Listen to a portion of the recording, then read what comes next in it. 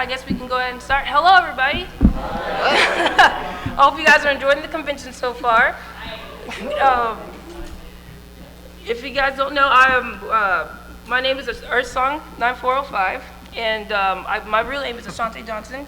I've been doing art for about 7 or 8 years, and my primary medium is acrylic and watercolor and traditional, but I've been dabbling in digital. Hi, I'm Denny Vixen. My real name is Claire, but you probably know me as Denny Vixen or Denny Bart. I don't mind either name, by the way. I've been drawing for, gosh, forever, but I've been mostly drawing digital for about 10 years or so now. And only the past few years have I actually gotten good. But it has taken me a while to get where I am. Hopefully I can kind of show you that today. Hello, my name is Sean Hughes Jr. I'm known as Peruser of Pieces online. Been a Brony since 2011, and I'm a plushie maker. That is what I do. I've been making plushies since 2013. And this is my first time on a panel, so be gentle with me. And I wanted to thank EarthSong for inviting me to be on it, so thank you very much for that. I hope you guys enjoy the panel. So, the first thing we're going to talk about is confidence. If you guys... Me? To me. Okay. Me? Okay. Really? I'm usually the loud one. Okay, well, if you guys are here, you're probably hoping for advice on artwork, and hopefully this presentation will help you out, but we will have a Q&A after.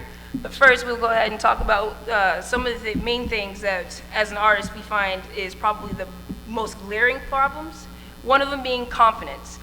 And that's probably because if you're an artist, new or old, you probably have looked at somebody else's art and said, man, I wish I was that good. And just let yourself get down, like, oh, I'll never be that good, that's not good. Well, don't do that, because it's not going to help you. What the advice I would like to give is don't compare yourself to somebody else. What you have to take into account of being an artist is that every person has a different learning curve. Every person learns at different rates. And every person has a different level of experience. So you can't compare yourself to somebody who has years and years under their belt, whereas you might have only 2 or 3 years. So instead of comparing yourself, try seeing them as a goal. Instead of saying, I wish I was that good, say, I will be that good at some point. In order to keep your confidence up, what I typically do is just draw often. And I look at stuff that inspires me. So find anything that inspires you and keep that passion going. And if that helps you, then keep moving forward. Don't let anything discourage you. It's hard, but keep trying. I'm sorry. No, I apologize. Okay. But so this is just an example to show you how many years can show you. The one on the left is a drawing that I've done in 2012. I think it's horrendous, but no, it's horrendous. I know, it's cool. I know somebody else might think differently, but thank you. I appreciate that. No, see, you just did it. Literally, flash the first 2 images up on No. This is just a lot of practice and a lot of work, and you just got to work at it. That's all. You got it. Anybody and everybody can draw. You just got to believe in yourself to do it. And, well, now I'm at 2016, and this is where I am now. So if I can do it, I'm pretty sure anybody else can do it. I'm confident about it. So just keep at it. Oh, no. No, that wasn't, no, we're not done yet. I'm sorry. Well, you can see how far I've come with it. Actually, the first picture must have been drawn when I very first started getting into digital art. So I was probably around 12. I had just no, you know what? I wasn't even using Photoshop. I was using some other program called Photo Impact or something. I can't even remember what it was, but one of my very first inspirations, who was a horse artist, I remember I kind of had like one of her poses, one of her artworks as reference, and I was trying to kind of like use that as reference, and I even showed her this picture because like I was just so happy with it, and But obviously you can see now how I've come like such a long way, and but like something which I will give as very good advice. You know, you'll see artists which are really good, and you'll think, God, you know, you might feel a little bit of jealousy, like I wish I was that good. But something that's really helpful is to use that as motivation to do just as good or better. Like, for example, my very first inspiration, I thought her art was absolutely amazing, like back then. And now I feel like I've kind of reached her level, if not more. Yeah. And you know, it has taken me a while to develop that, but I just think it's really nice to use that as motivation to keep drawing and to get better. When it comes to maintaining your confidence level, just to do the artwork that you want to do, there's two things that I've always told myself. The first thing is, don't ever tell yourself that you can't do something, because as soon as you do that, you have set yourself up for failure already. You've limited yourself artificially when you shouldn't do that, because there's nothing you can't do. I know it sounds like something from a cat poster, but there's nothing you cannot do. When I first started out making plushies, like this little girl here, say hi. I didn't even know how to turn a sewing machine on, so I knew absolutely nothing about it. And you just start, you just do it. You teach yourself in small increments, and you just have to give yourself the chance to learn what it is that you want to know. And then once you've given yourself that chance, then comes the scary part, because then you have to tell yourself not to be afraid to fail, because you are going to fail. You are going to fall flat on your face and make a fool of yourself with your art.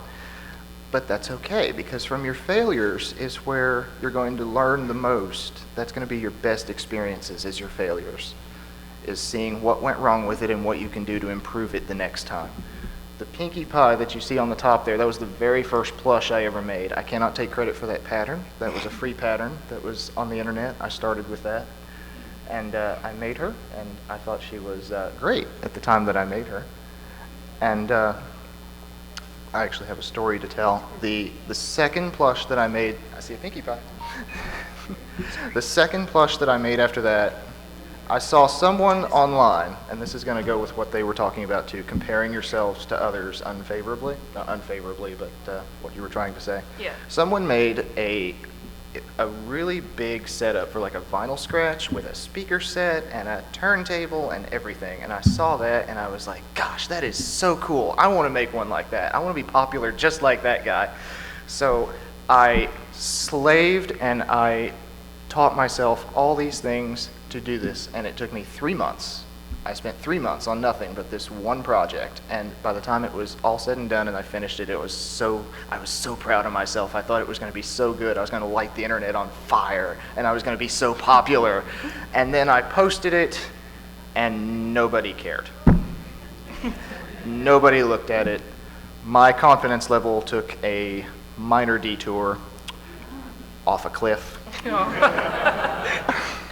And that was the lowest that I think I ever felt as an artist, when I worked so hard to do something and I thought it was so great and nobody else thought it was. And I thought, what's wrong with me? Why does nobody like what I just did?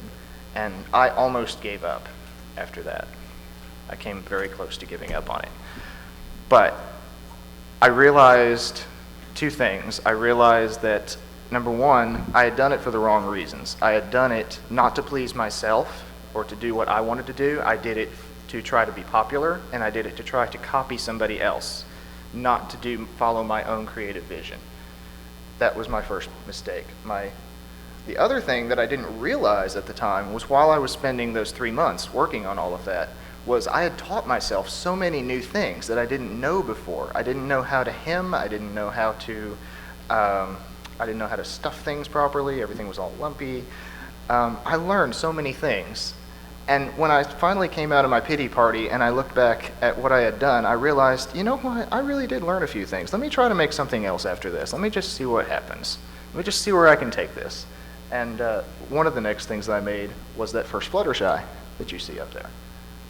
And as you can see, I've done that same thing every single time. I always make small improvements here and there. I see what's wrong with it, and I try to make myself better each and every time that I do it, until I'm finally where I am today with what I think is my best work so far. But imagine if I had stopped after Pinkie Pie.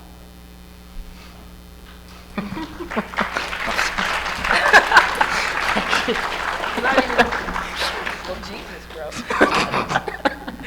Sorry. No, it's fine. But the next thing that artists face, especially when starting out, but anyone of any experience level will face this, and that's keeping the positive mindset you need to do in order to be the best artist you can be. And this kind of banks off of the confidence thing. If you have high confidence, your mindset is going to continue being high enough to dish out everything that you need. But when your confidence is low, that's when stuff starts lagging down. And you have to know, as an artist, you will hit stagnant points. People might call you talented or you learn fast, but there will be points in your art where you see no improvement. You are improving, but it's very slowly improving. And you have to remember that that's normal. Everyone does it, including the experts or who you might see as the pros. In good ways, I find to keep my mindset positive is pretending I'm confident. I might seem confident, but a lot of the time I look at my art like, wow, this isn't very good. But if I've heard advice that if you pretend to be confident, eventually you will be confident, and it works. I'm pretty confident about my artwork. I've tried not to be cocky about it, but I know that I'm not bad. So that's a good thing. Another thing is you have to get out of your comfort zone in order to be better, and therefore having your when you hit it low, the only way you can go is up. But you can't keep drawing the same thing over and over again. It's not going to help you in the long run. If you want to get better, you have to get out of your comfort zone, and that means if you don't like drawing people, you're probably going to have to start drawing people. And you learning the anatomy of a person will end up translating into what you do like to draw, and that will make you better in what you love. Not only at what you love, but also in something you don't like to draw. And eventually, you'll probably end up liking it. I don't know. Another thing to keep mindset is don't let yourself fall into a rut. A good way of doing that is to, that kind of banks off of the art block, and we'll talk about later. Another way, what I do when I hit a rut is usually just step away from my artwork. You don't have to draw 24/7 to get better. You let yourself improve at your own pace. Don't try to keep up with anybody else, because eventually you're probably going to burn yourself out if they go too fast, or that person that you're trying to keep up with, you're surpassing them. So just go at your own pace. Be comfortable with how you're going, and just essentially I'm trying to find the word I'm trying to look for. Just let yourself be you. There's only one artist, and it's you. There's only one artist like you. They might have similar art styles, but there's only one person like you. So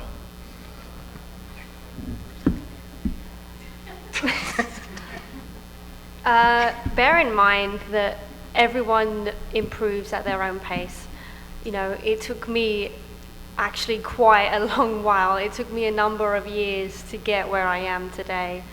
And for a lot of people it's like that, and for some people they improve within a year.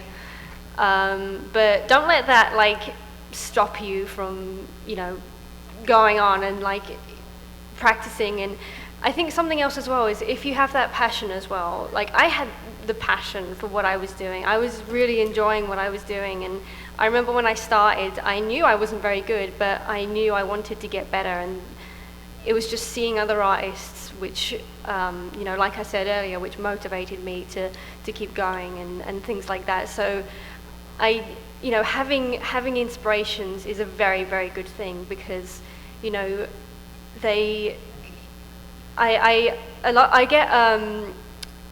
I sometimes analyze my inspiration's artwork, and I kind of try to figure out, how they draw things, and I might go and watch their streams or see that if they got tutorials or, things like that, which are really helpful, and things like that, which has really boosted how I improve on certain things. so yeah, you know, there is ways to improve, and don't worry if, you know, it takes a while. You know, it most likely will take a while, and don't get discouraged if you see someone else like that improves so quickly. You know, like I said, everyone improves at different paces, and it's not a bad thing if you improve, like if it takes you a while to improve, because it took me like 10 years to get where I am, so don't worry. I forgot to add, another thing to, I'm sorry, but another thing to, that might help mindset is considering critique. You don't have to, but at some point you're going to have to consider the fact that maybe this person knows what they might be looking at, or if you can't see a problem with your art and someone else does, they might know what it is, but you have to consider critique, because eventually, throughout the entirety of you being an artist, hobby or professional, you're going to get critique, and there's a difference between somebody being a jerk or somebody being or somebody trying to be helpful by pointing out the mistakes that you might have made and trying to give you tips on how to better yourself. So don't shy away from critiques, but don't be afraid to say, thank you for the critique, I just don't want to accept it, or I just don't want any critique right now. So be open to it, but don't be afraid to put your foot down if you're not comfortable with it. The uncomfortable stare that tells me it's my turn. No, it's just like they were saying, as long as you have a positive attitude, a desire to do better, and a passion for your work, you can't really fail. That was my problem in the early days, was I expected way too much of myself too quickly, and I didn't allow myself the chance to grow and fail, and I ended up disappointing myself, and that's not a rut that you want to fall into. You just have to understand that it's all a part of growing as an artist, is allowing yourself to go through that. And as long as you're holding on to that creative spark that allows you to continue driving forward and doing what it is that makes you happy and lets you do what you want to do, as long as your artwork continues to excite you, then you're going to continue creating it and you're going to be happy with it.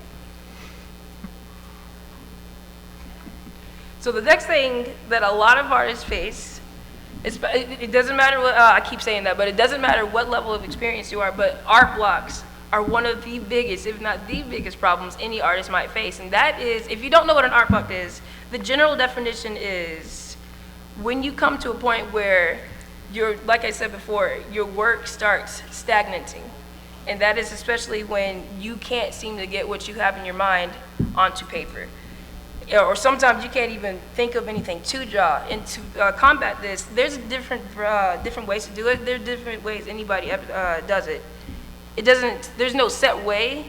You just end up getting out in your funk at some point. But some things that might help is, what helps me is, like I said earlier, stepping away from your art. Don't try to make yourself a slave to your own artwork, because eventually you're going to burn yourself out, and that'll just lower your productivity and your passion and your confidence. And it's just a steady hill downward. So step away from it. Feel free to take in what inspires you, movies, video games. I'm pretty partial to video games and animation myself. So anything that gets you going. Or another thing that I do is, and I highly recommend this if anyone would like to take art seriously, is keeping a sketchbook on you. It doesn't have to be big or small, but daily little doodles. They don't have to be good, but if you draw every day, even though you don't think that you're improving, you are, because you're making yourself remember what you're doing. You're giving yourself muscle memory, and you're drawing. It's an everyday thing, but you don't have to force yourself to try to imagine anything. Another thing is drawing what you see. There's a difference between drawing what you're looking at and drawing what you're seeing. Drawing what you're seeing is not you thinking about it. You're literally you're just seeing what you're drawing, and you're translating it on paper. There's no filter. You keep a filter to your mind, and you just draw it. It's like landscapes and gesture drawing are really good for this. I highly recommend gesture drawing. They're 20 seconds or less, and they're really fun. I personally enjoy it. But yes, anything of those things help me. But if you find something in particular that helps you, that works just as well. There's no set way to do it. every artist is their own biggest critique, and while that's a good thing, it can sometimes be a bad thing. For example, with myself, I find that's something that especially gets me into art blocks. Sometimes I have days when I draw things and I'm just massively overly critic about it, and I just get super moody and things like that, and I just end up being in an art block. And something that really helps is just stepping away from it for a while and doing something else. Like her song said, don't burn yourself out and force yourself to draw when you know you're not in the mood to draw. Wait until you're in the mood to draw, find that inspiration. I like to, sometimes step away from the art, even though I have trouble doing that sometimes, but it does help, going outside or listening to music or doing something else or playing games, watching a movie, things like that, the things that give you inspiration that, destroys that art block, basically.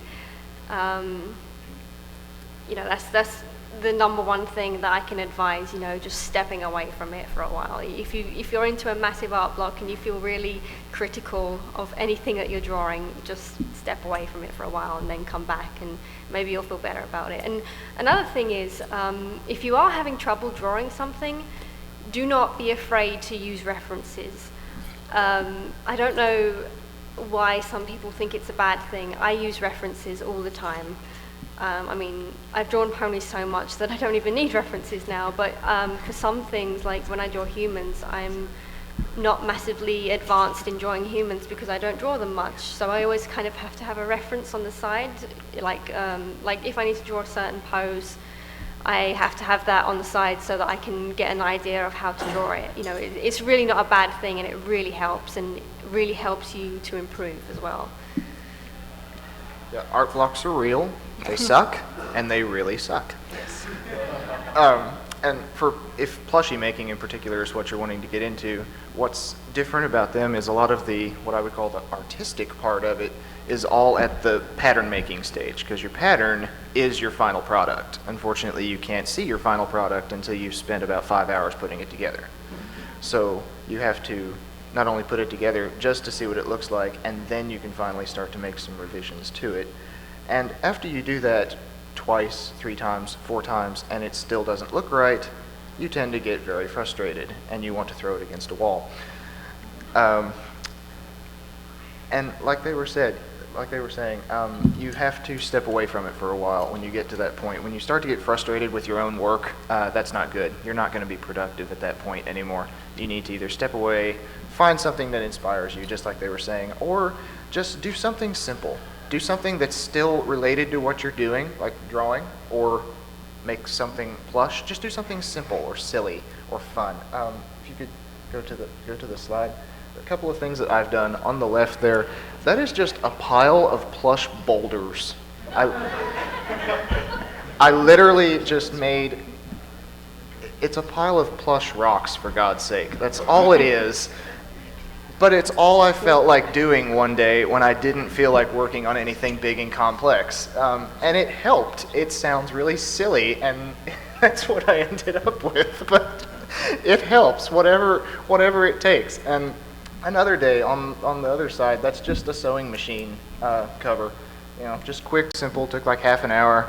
But it was something to break you out of your monotonous rut of unproductivity. Is that the right word? Yes. Unproductivity, I said it right.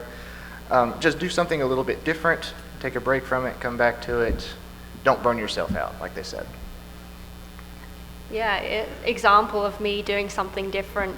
My recent-ish Zootopia artwork that I did, well, I had just seen the movie that day, so I was super inspired. So, in fact, if I recall, I think I was actually in an art block at the time, because I know I had been in a recent art block and I was having trouble drawing. I had just seen the movie.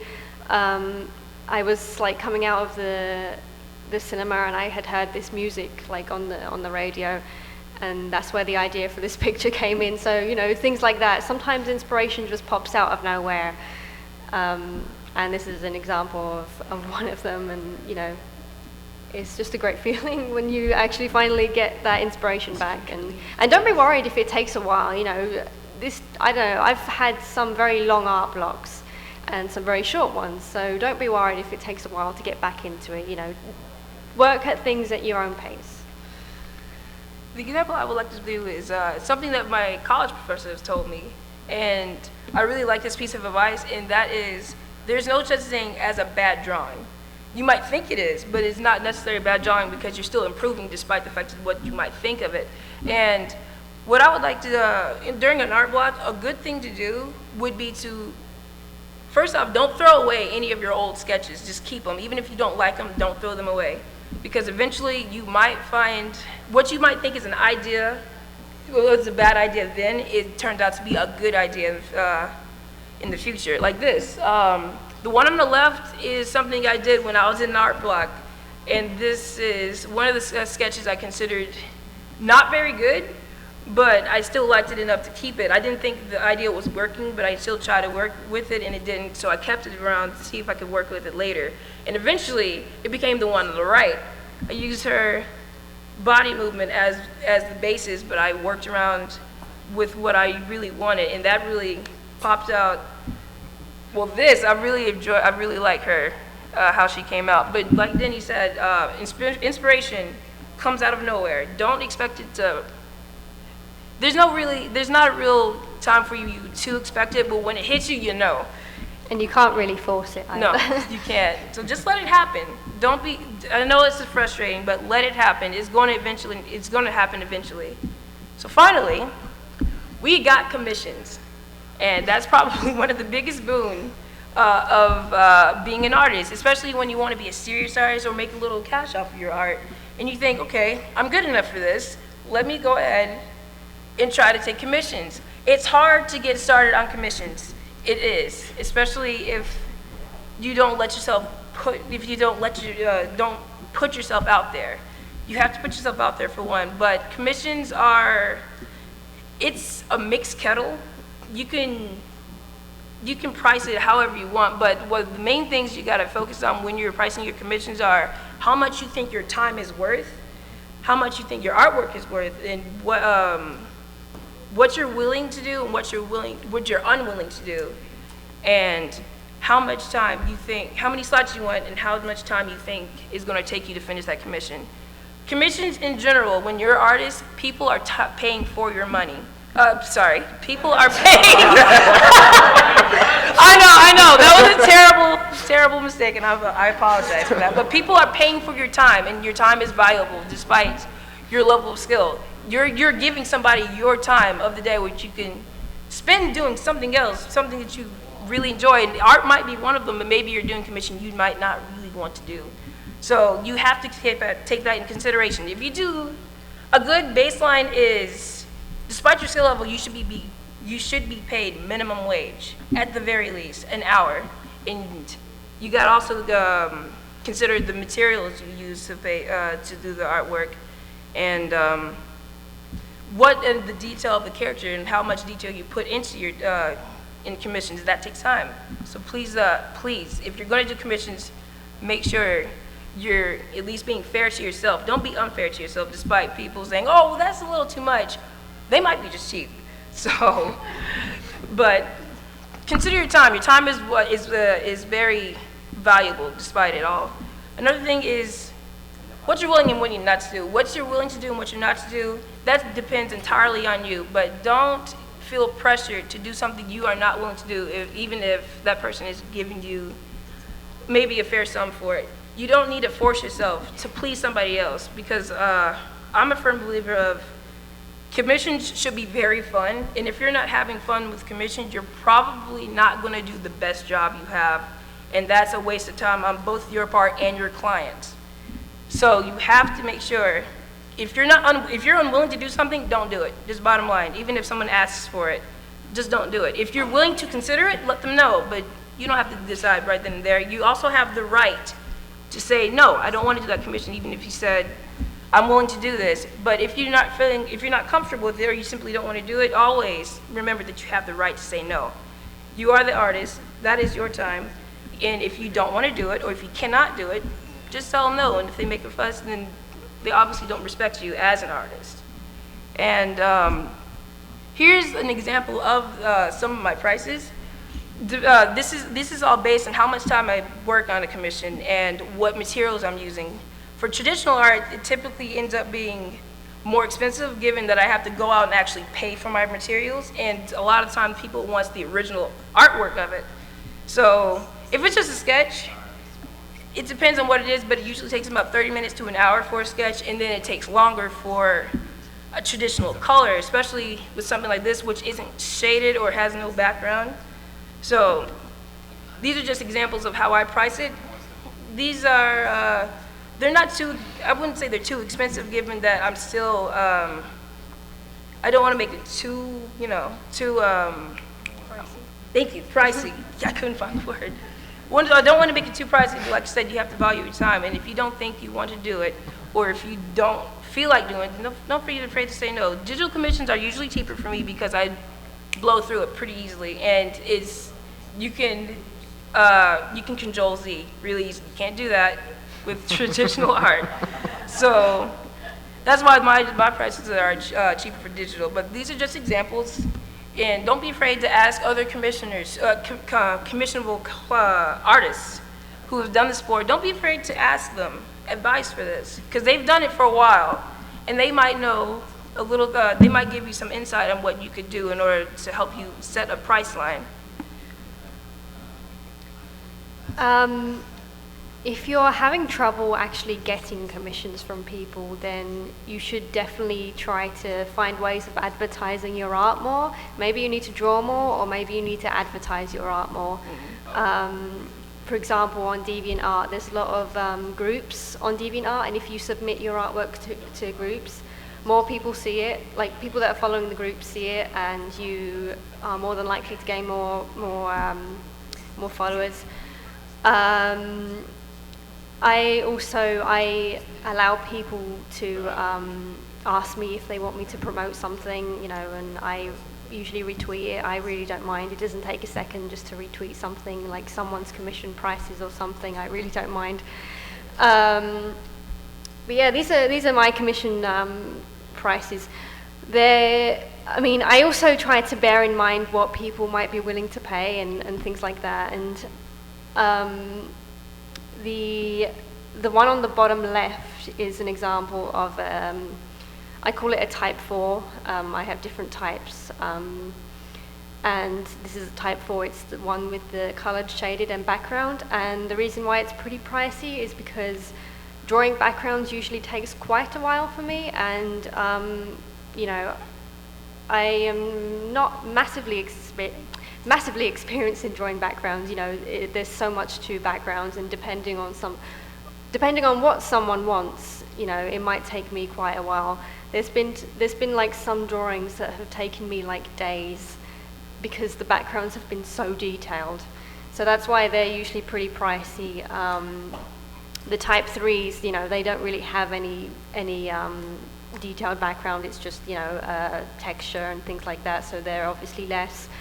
My traditional there is a little bit more expensive because they also take a while, and they're also, you know, they're traditional, so they're one of a kind, you know, and I consider them pretty special, so I put a bit of worth into that. But yeah, you've said pretty much most things. That's what I was going to say. Is you two have pretty well summed it up. Summed it up pretty well. There's not much else left to say except. No, that's fine. You covered all the bases. That's good.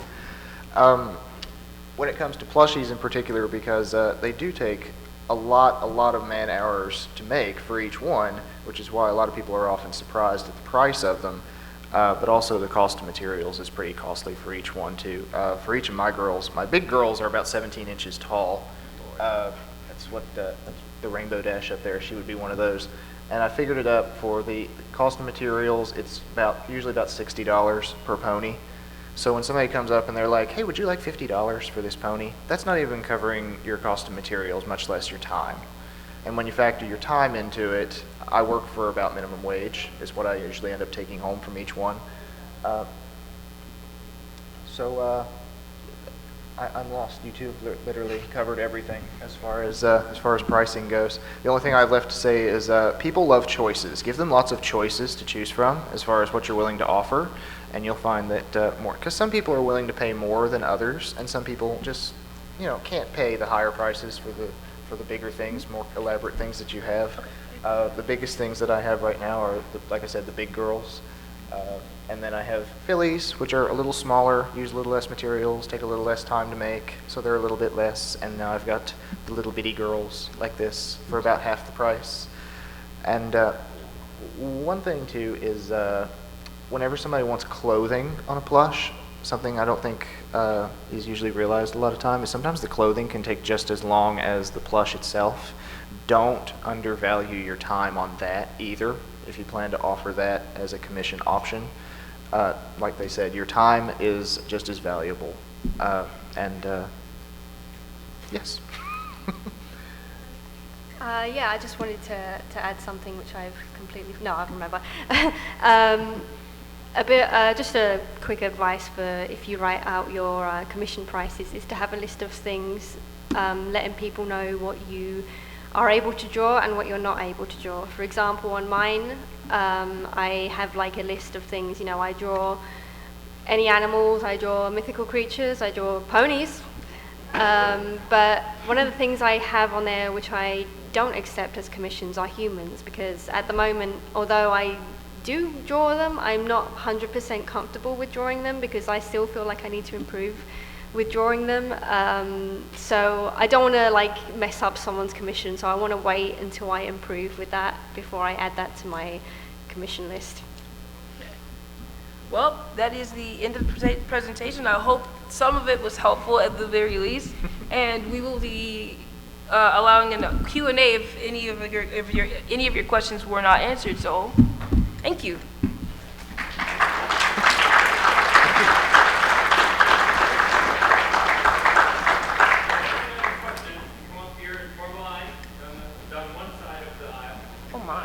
Oh, wow. Oh. I guess we didn't cover everything. Damn. Oh, they could. You didn't hear that. I'm sorry. Shh, that's our little secret. Don't say anything.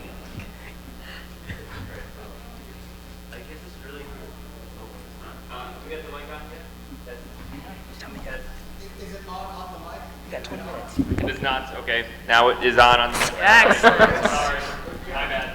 Wait, so this really isn't a question, but I'm a very amateur artist myself. But I guess this is like advice to other artists that's just starting.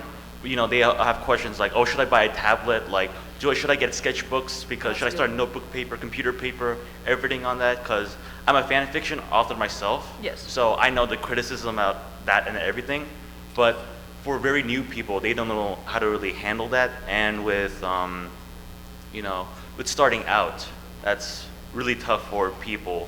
And I guess what I wanted to say was that if you want to go for a tablet or anything, what do you recommend? Like Wacom or really expensive stuff?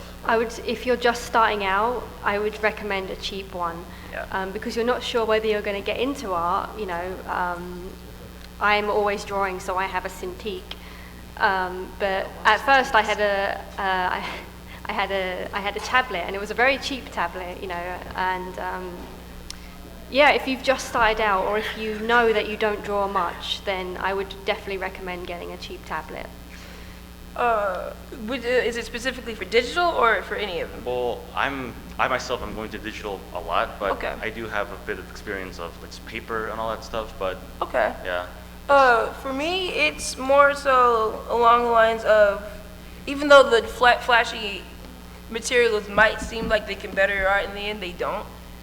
The material that you use doesn't necessarily matter. They can improve what you're doing, but in the end, it's the artist. The tool doesn't control your still, it's you.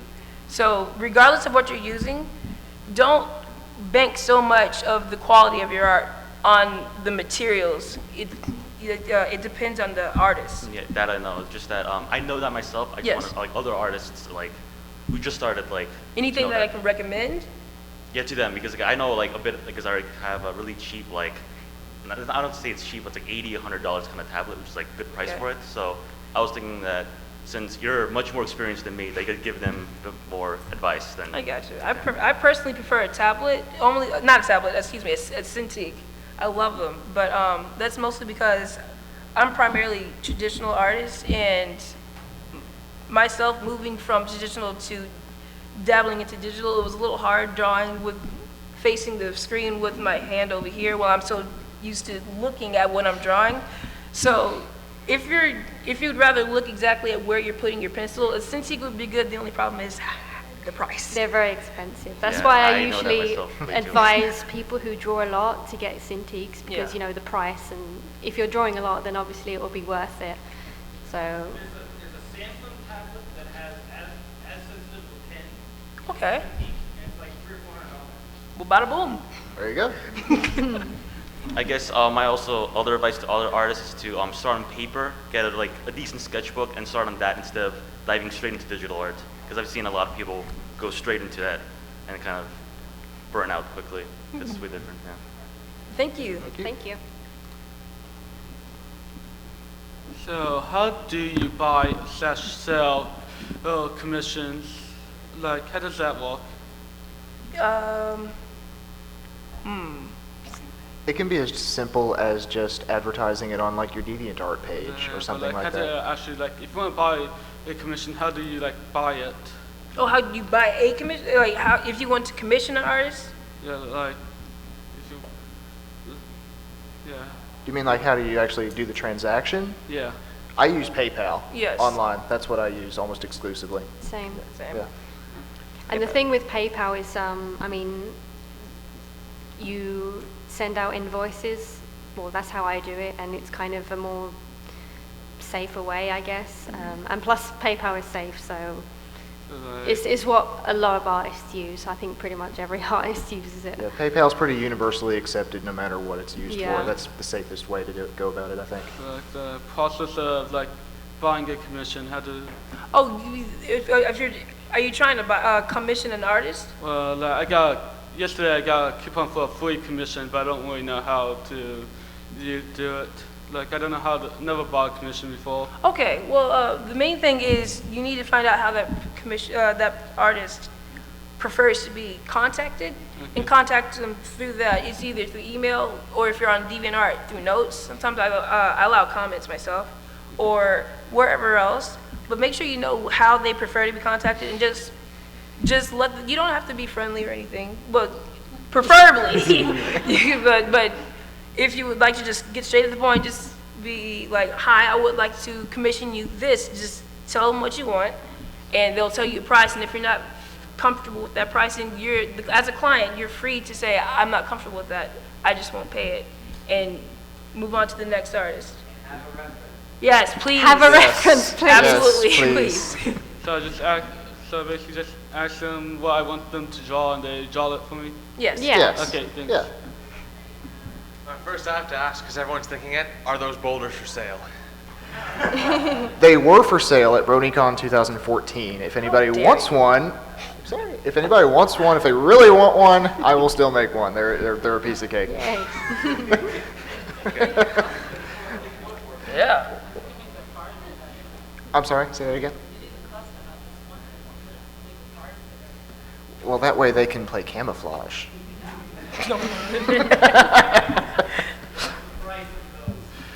They're like $5. I mean, they take like 5 minutes to make. You're literally paying me for materials. That's it. Plus shipping. So if it's really worth it to you, I will make one for you. Alright, so my serious question was actually like in terms of like the software that you use. I'm trying to see like what's actually worth it. Right now I use a program called ArtRage. I don't know how much you've heard of it. It's pretty decent. Made this shirt with it at least, so it's somewhat good. But I have started to like I've gotten like I've set up like Photoshop and Sci, got them all paid for and everything. So I'm just wondering if you think it's worth the time to use like to learn to use something like that, because I know it's something that a lot of artists end up using. I use, you've probably heard this program, because a lot of artists use it. I use a program called Paint Tool Sci.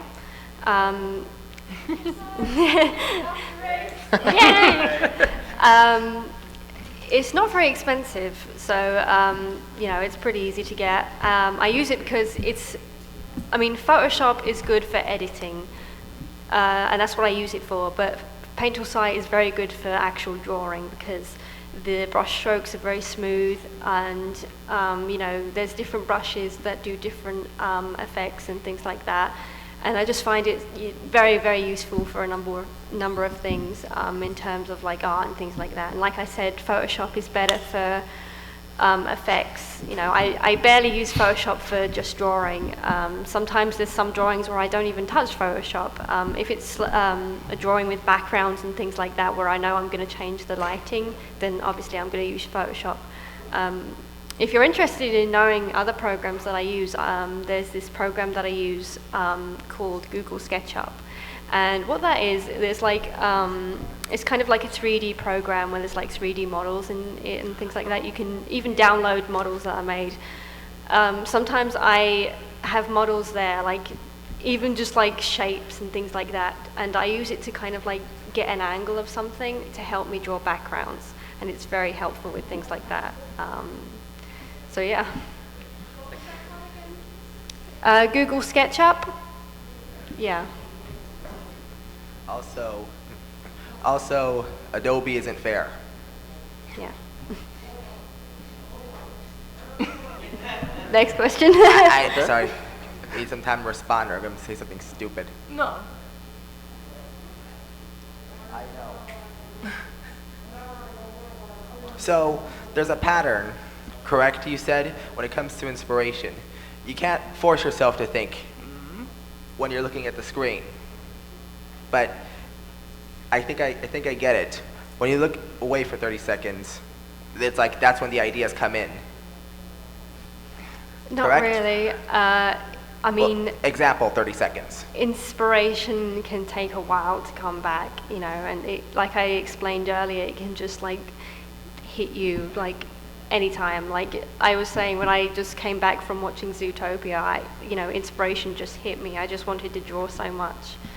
And like I said earlier, to not worry how long it takes for that art block to go away. Mm-hmm. There's no real timing to when inspiration hits. Otherwise, you're just pressuring yourself, and I know I do that a lot myself, and I end up just getting in such a bad mood. Yeah. And it's not good. Like I said, you really can't pressure, like you said, you really can't pressure yourself into having inspiration. You just have to let it come to you, and it will eventually. It just doesn't happen in a flash. It happens when it happens. Because if you try too hard, that's how you just dig yourself deeper into the art block hole. Yeah, and it's pretty crappy. Thank you. Thank you. You're welcome. Hello. I make keychains, refrigerator magnets, keepsake boxes out of old jewelry, odds and ends, buttons, other people's old things that I take apart.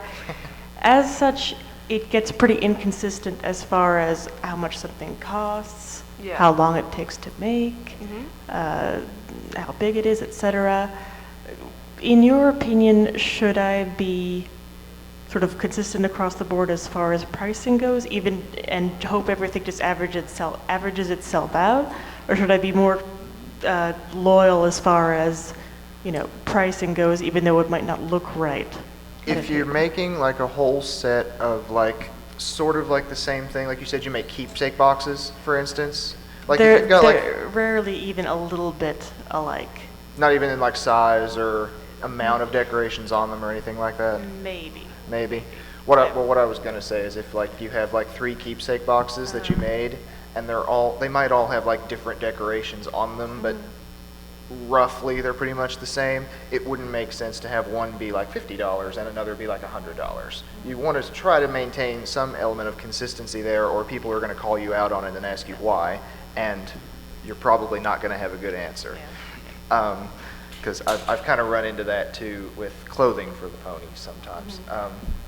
Did I answer your question? Did that help? I think so. So I think what you're saying is even if one took significantly more to make, try and average out the prices and hope financially you break even. Right. Like if you specifically spent extra on something for a certain box, keep track of that because you know what it is and you can account for it and you can add it to your price. But if you've just got like a bag full of odds and ends that you just kind of pull from and you just kind of use it wherever you can, that's where you just got to kind of like look, I guess you call it like a fair market value. Just kind of look at like what the things are going for generally speaking and just kind of stay close to that area. Yeah. Yeah, I heard it. Thank Yeah. Also try to take into consideration what you think people might be more willing to pay. While you should be generous, and with your pricing and stuff like that, also try not to overprice things. I've seen a lot of people do that, and sometimes it stops you from getting sales, and so sometimes you might have to think about what people might be willing to pay for something that you've made. It's a tough line to walk trying to find the place between too high where people will snub their nose or too low where you're not valuing your own time. So, yeah. All right, well, thanks very much. You're welcome. You're welcome. Hi there. First off, thanks for doing this panel. No problem. So I don't know if you've ever run into this situation where an idea pops into your head and it seems... you can't project it onto the paper? It seems so epic. Yes. And you're like, this is going to be awesome, but you just can't seem to make it happen. That is like the artist's life. That is the life of an artist. God. Is it your tendency to... Is it your personal tendency to just move on, or do you keep hacking away at it, or what? I usually keep going. I just keep going, and everything I've drawn has never come out the way as I pictured it. Everything, but hopefully, most of the time I'm usually happy anyway with what has come out, and it's fine. And sometimes I'm just really kind of disappointed with what has come out, but it's fine. It's still good because you can still consider it as part of your development in art. You might, go ahead. No, you go ahead. You might like revisit the same idea several times over the years as you learn to go. Because like I've made the same character Fluttershy for years now, but she keeps getting a little better each time because I keep improving on it. As you grow as an artist, you'll learn to get better too, and it get a little bit closer to what's up here. It'll never look exactly like it is up here because up here it always looks the best, but nobody else can see it up here. That's what always stinks. I think you were going to be better. Go ahead. Not better, but a good way to help get the closest you can possibly get, at least for me, to the image that you want in your head is thumbnailing. And do you know what thumbnailing is?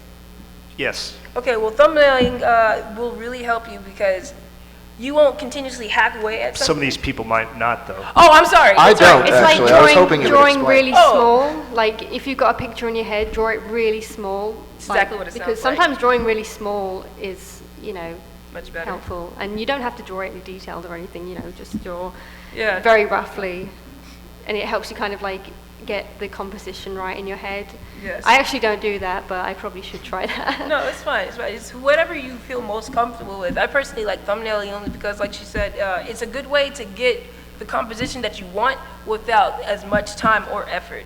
It's small, it's quick, but you might get very close to what you want. And if you do, well, then now you have a reference to work off of to get exactly what you want. Not quite exactly, but the closest possible product.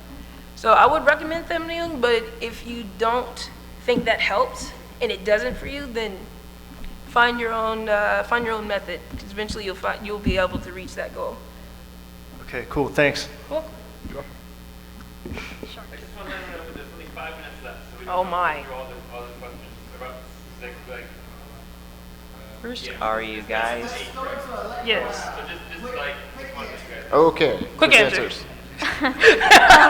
No pressure. But so I'm fairly new to posting on DeviantArt. Okay. So what groups or like places would you recommend to advertise commissions and things? Sometimes for example, if you're drawing My Little Pony art, just search up My Little Pony on DA, look through the first artworks you see, and then look at the, on the right, there's a list of the groups they're in, and that's where you can find some of the groups. Just submit them to them, make sure you're submitting them to the right one, so make sure you're not submitting like a Twilight picture to an Applejack group or something. And hopefully, you know, just keep doing that, and hopefully it'll grab more attention, and yeah. That's pretty much it. Commission groups, there's also, on DeviantArt, there's groups specifically made for people looking to advertise their commission, so they're also good. You can click the group button on the DeviantArt thing and search commissions, and you should be able to find groups. So if you want to add them, a lot of them generally allow any commission so long as you're doing it. So joining commission groups can help, but if you're doing a particular type of commission, like fan art commissions, then finding a group dedicated to that group, a group dedicated to that fandom will be helpful to you as well. Okay, thank you. You're welcome. I think we have time for one more, maybe? So I face a lot of distractions when I try and draw, and I wonder if you guys had any recommendations of how to move past distractions. Disconnect your internet because you will waste so much time. Oh, God bless. I actually have that problem. Like, I actually get very distracted, and I find that's something that slows down my artwork so much. Actually, I mean, I would say listen to music, but actually sometimes music can be quite distracting as well. Yeah. So maybe not even listening to music, you know, can help a bit as well. But everyone's different, you know, so. Yeah, especially music with words in it. I Yeah, like instrumental yeah. music is fine, but instrument with words, Yeah, it makes me yeah. think about other things and it distracts me even more. So. Okay. You're welcome. Last question? Okay. Right. You sure we only have two more? Oh, well, I Okay. guess so. I was thinking, like, do you guys like ever saw like that you like work on one art, but all of a sudden you start like another, Yes. like quickly, because it kind of happens sometimes to me.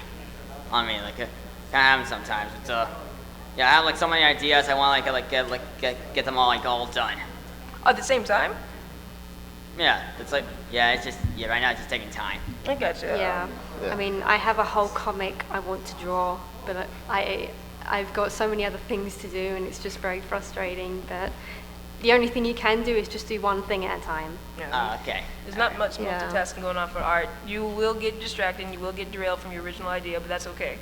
Because stepping away from an idea, even if stepping away from it might actually improve it once you come back to it. So don't be afraid of stepping away. But if you want to keep at it, maybe don't step away for too long. But whatever you feel more comfortable with. It's all about being comfortable with what you're doing. Right. All right. Hopefully that answers your question. Yeah, that's right. Okay, good.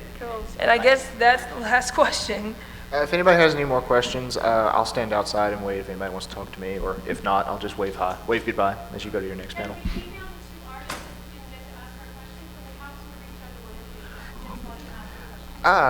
Well, actually, we are all vendors. So if you would like to continue asking us questions and you didn't get to ask it here, you can visit us in the vendors hall, excuse me, if you'd like. And I don't know if you guys are writing this down. You'll be able to find this, but my vendor number is 311, and of course mine is Earth Song 9405.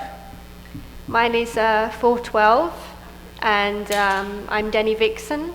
I am 618. I'm right next to the BronyCon swag shop, and I am Peruser's Plushies. Okay, well, guys, thank you so much for joining our panel. Thank I you. hope it helped you. Thank you, guys. Thank you. All right.